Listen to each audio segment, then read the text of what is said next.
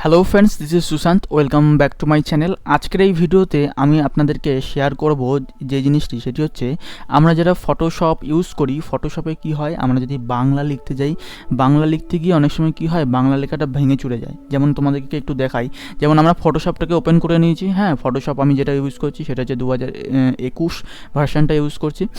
এবং এখানে আমরা একটা তোমার হচ্ছে জায়গা নিয়েছি যেখানে আমরা লিখবো, টাইপিং করব।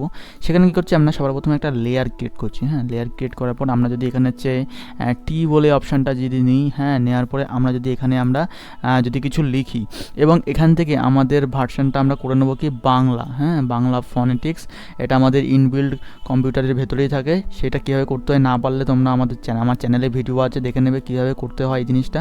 হ্যাঁ, আমরা যেমন বাংলা সিলেকশন করলাম। হ্যাঁ, বাংলা সিলেকশন করবার পর এখানে যদি আমি লিখি যেমন হ্যালো, এই যে হ্যালো যদি লিখি, এখানে দেখুন লেখার পর কি হচ্ছে, দেখো লেখার মধ্যে পুরোপুরি আসছে না এবং লেখাটা কি হচ্ছে এরকম, লেখার মধ্যে কি হচ্ছে এরকম একটা চিহ্ন চলে আসছে এবং লেখাটা সুন্দরভাবে আসছে না।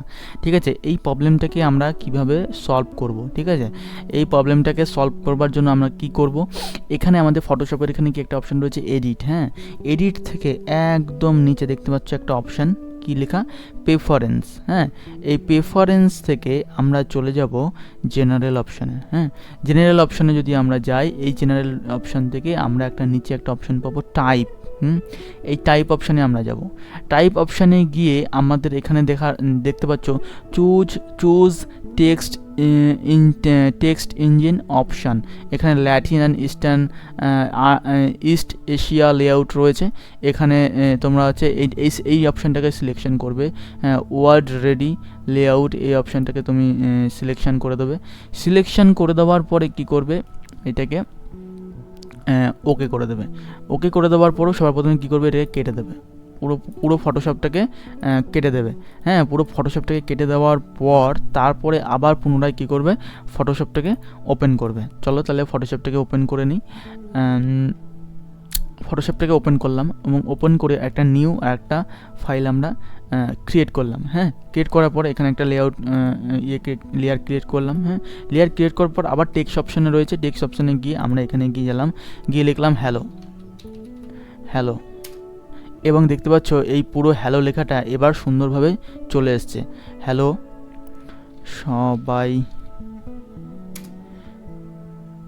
কেমন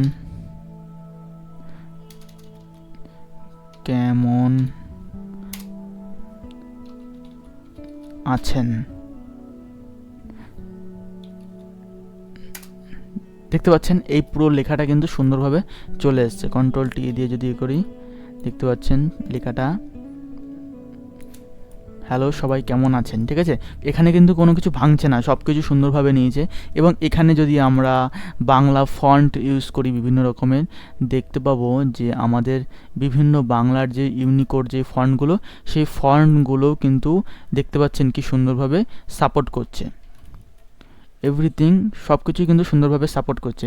এবং এটার যদি আমরা কালার চেঞ্জ করে দিই, কালার চেঞ্জ হবে, সব কিছুই কিন্তু কাজ হবে ফটোশপের ভেতরে। তাহলে বুঝতে পারলাম যে আমরা কোন অপশানে গিয়ে কী করব। চলো আরেকবার পুনরায় দেখিয়ে দিই কী করবে। এই এডিট অপশানে যাবে, এডিট অপশান থেকে প্রেফারেন্স অপশানে যাবে, প্রেফারেন্স অপশান থেকে এখান থেকে টাইপও যেতে পারো বা জেনারেল যে অপশানটা, জেনারেল অপশানটা ক্লিক করবে। জেনারেল অপশানটা ক্লিক করার পর চলে আসবে টাইপ অপশানে। টাইপ অপশানে এসে দেখবে ওপরে তোমাদের ল্যাটিন অ্যান্ড ইস্ট এশিয়া এগুলো থাকবে। কী করবে, ওয়ার্ল্ড রেডি লেআউট এই অপশানটাকে সিলেক্ট করবে। সিলেক্ট করে তোমরা কী করে দেবো, ওকে করে দেবে। ঠিক আছে, এটাকে ওকে করলেই দেখবে আমাদের যে সমস্ত লেখাগুলো রয়েছে, সমস্ত লেখাগুলোই বাংলা লেখাগুলো সাপোর্ট করবে। আই হোপ আমি তোমাদেরকে বোঝাতে পেরেছি কীভাবে আমাদের বাংলা লেখা ফটোশপের মধ্যে সাপোর্ট করাবো। তা আজকের ভিডিওটা এখানেই রাখবো। আর তোমরা যদি আমার চ্যানেলে নতুন হয়ে থাকো, অবশ্যই চ্যানেলটিকে সাবস্ক্রাইব করে বেল বাটনটা ক্লিক করে সাথেই থাকবে এরকম ভিডিও পাওয়ার জন্য। আর তোমরা ভিডিওটি কোথা থেকে দেখছো অবশ্যই একটি কমেন্ট করে জানিও। ততক্ষণ পর্যন্ত ভালো থাকবে, সুস্থ থাকবে, দেখা হবে অন্য কোনো ভিডিওতে।